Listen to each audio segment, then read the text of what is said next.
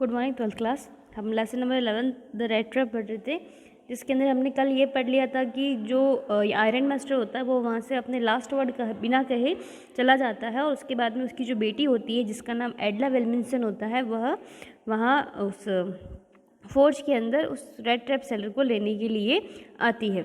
और जैसे ही उसको देखता है, रेड ट्रैप सेलर उस लड़की को देखता है, वो वहाँ से अचानक से जंप करके उड़ जाता है, जो कि अपने सिर के नीचे एक लोहे का टुकड़ा डाल करके सो रहा होता है। इसके आगे से पढ़ेंगे हम लोग। I am so sorry captain that you are having such a hard time. तो जो एडला विल्मिंसन होती है वह भी क्या करती है, उसको कैप्टन ही समझती है। जो आयरन मास्टर होता है उसने उसको कैप्टन वॉन स्टैंड है कह करके बुलाया था, तो वो आकर भी उसको क्या बोलती है कि आई am so sorry captain, captain मुझे माफ़ करना, मुझे तुम्हारे लिए बहुत बुरा लग रहा है। That you are having such a hard time, कि तुम इतने बुरे समय से गुजर रहे हो। She looked at him compassionately. Compassionately का मतलब होता है सहानुभूतिपूर्वक। तो जो लड़की होती है, जो एडला होती है, वह उस घुमक्कड़ को बड़ी ही सहानुभूति से देखती है with the heavy eyes, and then she notice that the man was afraid. और फिर वो नोटिस करती है कि जो वो व्यक्ति होता है, जो रेड ट्रैप सेलर होता है, वो व्यक्ति थोड़ा सा डरा हुआ था। Either he has stolen something, stolen यानी चुराना, जहाँ मानो जैसे या तो उसने कुछ चुराया हुआ हो, और else he has escaped from jail, या फिर वह जेल से भाग करके आया हो। शी थॉट, वह सोचती है, एंड एडिड क्विकली, और तुरंत अपनी बात को आगे बढ़ाते हुए कहती है, यू मे बी श्योर, कि कैप्टन तुम निश्चित रहो, that you will be allowed to live us just as freely as you came. That you will be allowed, कि तुमको परमिशन होगी, तुमको अनुमति होगी, टू लीव अस, हमको छोड़ने की, just as freely as you can, यानी कि जिस तरह से तुम हमारे साथ चलोगे, और तो जब भी तुम जाना चाहोगे तब तुम हमारी तरफ से फ्री रहोगे, तुम जा सकते हो। Only please stay with us over Christmas evening, सिर्फ हमारे साथ में तुम इस क्रिसमस की इवनिंग पे हमारे साथ में रुको। तो एडला क्या चाहती थी कि जो कैप्टन है, यानी कि जो रेड ट्रैप सेलर है, वह उनके साथ में क्रिसमस के शाम तक उनके साथ में रुके, क्रिसमस उनके साथ में सेलिब्रेट करे, और उसके बाद में जब वो जाना चाहेगा तब वह अपनी मर्ज़ी से जा सकता था। She said this in such a friendly manner, और वह एडला जो होती है वो इतने फ्रेंडली तरीके से ये बात कहती है that the rattrap pedlar must have felt confidence in her, जिससे क्या होता है कि जो रेड ट्रैप पेडलर होता है उसको उस लड़की के ऊपर, एडला के ऊपर पूरा विश्वास हो जाता है। It would never have occurred to me that you would bother with me yourself miss. तो जो रेड ट्रैप सेलर होता है वो क्या कहता है कि it would never have occurred to me, मेरे साथ में ऐसा कभी नहीं हुआ है, ऐसा कभी घटित नहीं हुआ है, that you would bother with me your self, कि तुम मेरे लिए कभी परेशान रहो मिस। ही सैड, वह कहता है, यानी कि मेरी इस पूरी लाइफ के अंदर मेरे लिए आज तक कोई भी बिल्कुल चिंतित नहीं हुआ है। I will come at once, मैं ज़रूर तुम्हारे साथ चलूँगा। He accepted the fur coat, वह फर कोट एक्सेप्ट कर लेता है, स्वीकार कर लेता है, which the wallet handed him with the deep बो, जो कि वैलेट का मतलब कल ही बताया था, नौकर, जो नौकर अपने हाथ में लेकर खड़ा होता और बड़ी ही डीप बो यानी कि नीचे गहराई तक झुक करके वो उसको देता है। तो रेड ट्रैप सेलर जो होता है वो उसको एक्सेप्ट कर लेता है।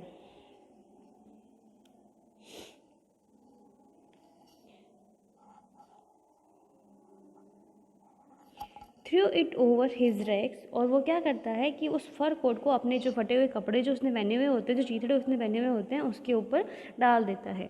And follow the young lady, और फिर उस यंग लेडी यानी उस एडला को वो फॉलो करता है आउट टू द कैरिज, उस घोड़ा गाड़ी तक उसको फॉलो करता है। Without granting the astonished blacksmith so much as a glance, glance का मतलब होता है झलक, नज़र डालना।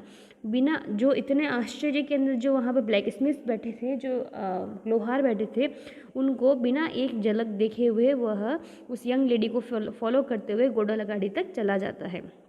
But while he was riding up to the manor house, लेकिन जब वह उस मैनर के घर की तरफ जा रहा था, ही हैड एविल फॉरवर्डिंग, तो उसको फिर से क्या हो रहे थे, बुरे विचार आ रहे थे। एविल फॉरवर्डिंग का मतलब होता है बुरे विचार आना।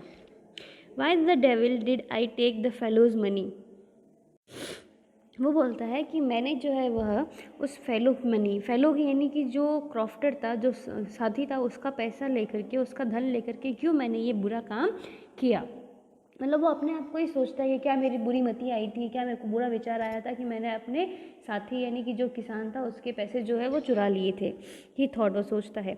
Now I am sitting in the trap यानी जाल। अब मैं इस जाल के अंदर बैठा हूँ and will never get out of it, और कभी भी इससे बाहर नहीं निकल पाऊँगा। The next day was Christmas, अगले दिन क्रिसमस था।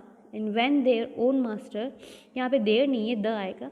The iron master came into the dining room, और वहाँ पर जो घर का मालिक था वह डाइनिंग रूम के अंदर आता है फॉर ब्रेकफास्ट, नाश्ता करने के लिए।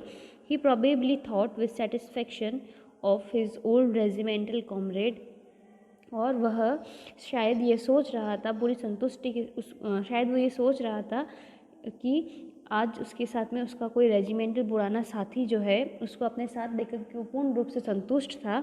whom he had run across so unexpectedly, जिससे वह अनएक्सपेक्टेडली मिल गया था। तो जो आयरन मास्टर था उसको तो वही लग रहा था अभी भी कि ये जो रेड ट्रैप सेलर है वह उसका दोस्त है जिसका नाम कैप्टन वॉन स्टैनले है, और वो सोच रहा है कि बहुत दिनों बाद में मुझे मेरा एक पुराना दोस्त मिल रहा है, तो वो मिला है, तो वो उसके साथ में क्रिसमस इवनिंग सेलिब्रेट करेगा, इसलिए वो बहुत ज़्यादा खुश था। First of all, we must see to it that he gets a little flesh on his bones, he said. वह कहता है, he said to his daughter, वह अपनी बेटी से कहता है कि सबसे पहले तो हमने ये देखा है कि उसके शरीर के ऊपर जो हड्डियाँ है उसके ऊपर बहुत ही कम मांस है, यानी कि वो बहुत ही दुबला पतला था और बहुत ही कम मांस जो था वो उसके शरीर के ऊपर था। Who was busy at the table, उसकी जो बेटी थी वह टेबल डेकोरेट करने के अंदर बिजी थी। And then we must see that he gets something else to do that to run around the country selling red traps। उसके बाद में आयरन मास्टर कहता है कि फिर हमें कुछ ऐसा करना होगा कि उसको कोई और काम मिल जाए, वह जो कंट्री में जो देश के अंदर वो घूम घूम कर ये जो रेड ट्रैप बेचता है ना, उसको ये काम ना करना पड़े और हम उसके लिए कोई और काम ढूंढ कर दे देंगे। इट इज़ क्विड का मतलब होता है अजीब, विचित्र।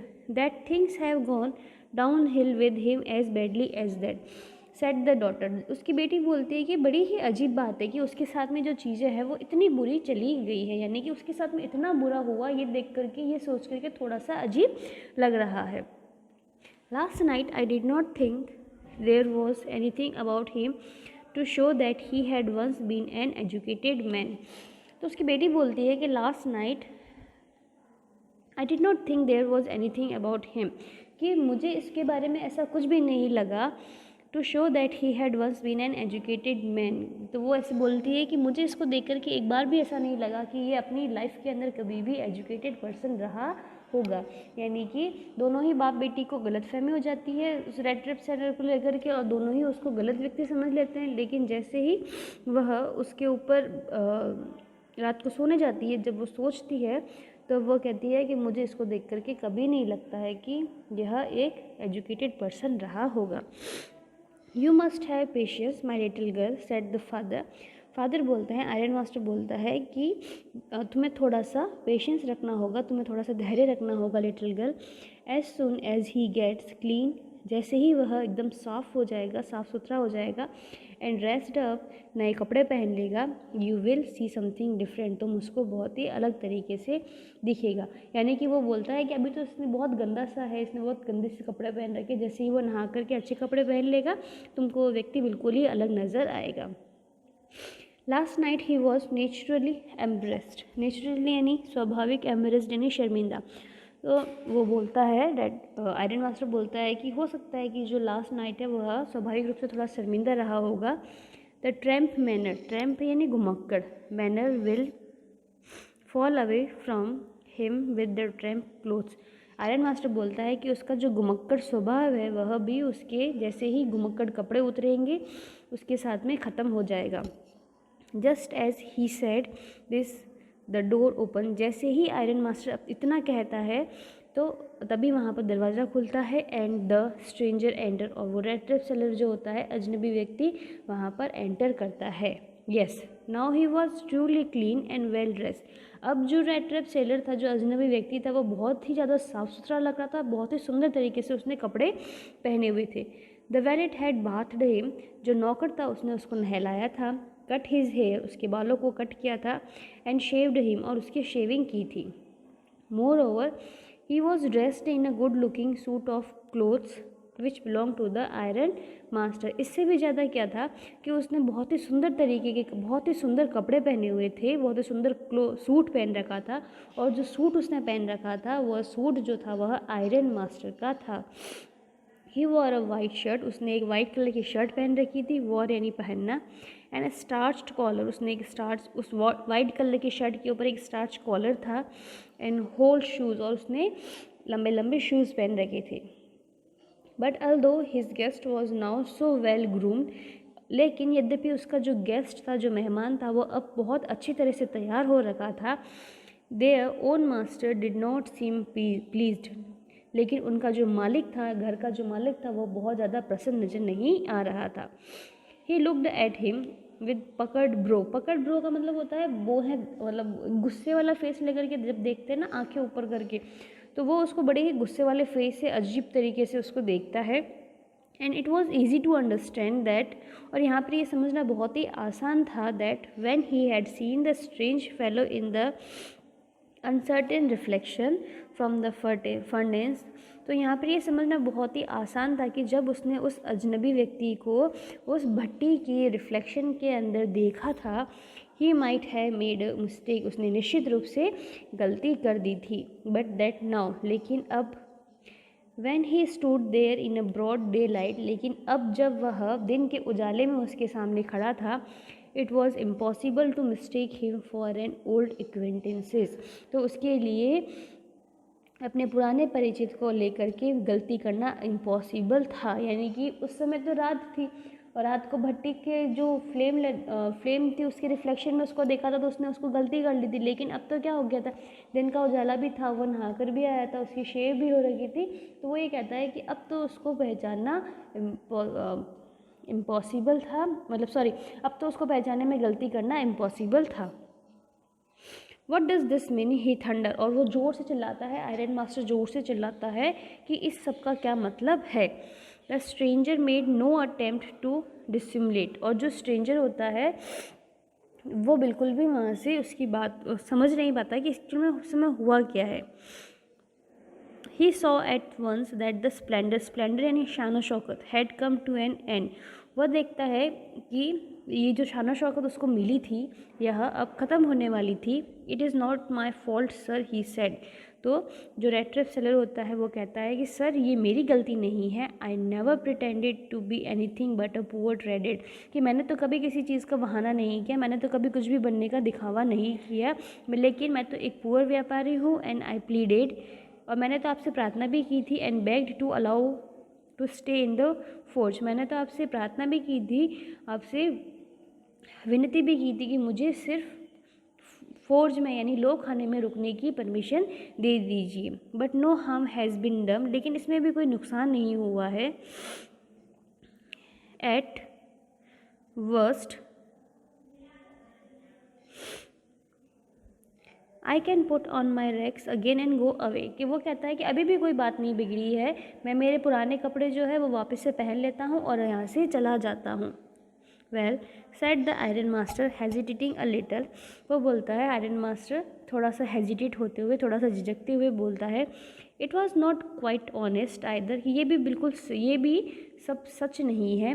यू मस्ट एडमिट दैट, तुम्हें ये स्वीकार करना होगा। And I should not be surprised if the sheriff would like to have something to say in the matter. Sheriff का मतलब होता है पुलिस, तो आयरन मास्टर कहता है कि तुम्हें ये सब स्वीकार करना होगा, और आई should not be surprise if, अगर पुलिस तुमको पकड़ने आती है, अगर पुलिस इस मैटर में आकर के कुछ करती है तो मैं बिल्कुल भी सरप्राइज़ नहीं होना चाहूँगा, यानी कि बिल्कुल भी आश्चर्यचकित नहीं होना चाहूँगा। The tramp took a step forward, जो घुमक्कड़ होता है वो एक स्टेप आगे की तरफ लेता है, and struck the table with his fist, और अपनी मुट्ठी से, फिस्ट यानी मुट्ठी, उस मुट्ठी से जोरदार वह टेबल के ऊपर मारता है। Now I am going to tell you mister iron master, फिर वो बोलता है मिस्टर आयरन मास्टर, अब मैं आपको एक बात बता रहा हूँ, how things are, he said, कि वो कहता है कि चीज़ें एक्चुअल में कैसी है। This whole world is nothing but a big rat trap. वो कहता है कि ये पूरा वर्ल्ड जो है वह कुछ नहीं है लेकिन एक बड़ा सा रेड ट्रैप है, एक बड़ी सी चूहेदानी है।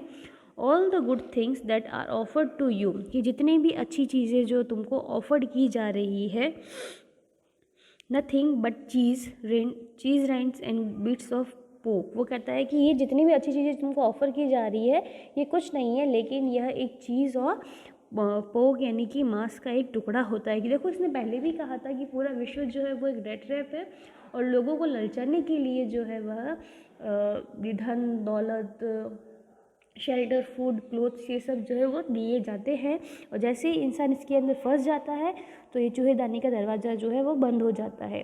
फिर उसने कहा था जैसे चूहे को ललचाने के लिए हम उस चूहेदानी के अंदर चीज़ रखते हैं, वो उसको खाने के लिए आता है तो दरवाज़ा बंद हो जाता है। तो इसी बात को वो रिपीट करते हुए कहता है कि आयरन मास्टर, तुमको जो चीज़ें सब कुछ मिली है ना वह कुछ नहीं है, वह एक रेड ट्रैप है।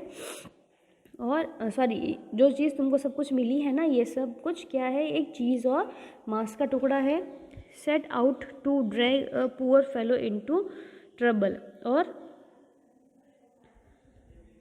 इसने क्या कर दिया कि एक पुअर फेलो को, एक पुअर साथी को मुसीबत के अंदर खींच लिया है। And if the sheriff comes now, और यदि अब कोई पुलिस आ भी जाती है, and locks me up for this, और इसके लिए मुझे लॉक भी कर देती है, देन यू, तब तुम mister iron master must remember that the day may come, तब तुम ये याद रखना कि एक दिन ज़रूर आएगा, when you yourself may want to get a big piece of pork. तो तुम ये याद रखना कि एक दिन ऐसा ज़रूर आएगा जब तुम खुद जो है एक बड़ा सा पोक का टुकड़ा लेना चाहोगे, and then you will get caught in the trap, और तुम भी जो है वह एक जाल के अंदर फंस जाओगे। The iron master began to laugh. Iron master जो होता है वो वहाँ पर हंसना शुरू करता है। That was not so badly said my good fellow, और वो बोलता है कि साथी, जो तुम कह रहे हो वो इतना भी बुरा नहीं लग रहा है। Perhaps we should let the sheriff alone on Christmas evening, कि शायद हमें शेरिफ को, पुलिस को क्रिसमस इवनिंग के ऊपर नहीं बुलाना चाहिए।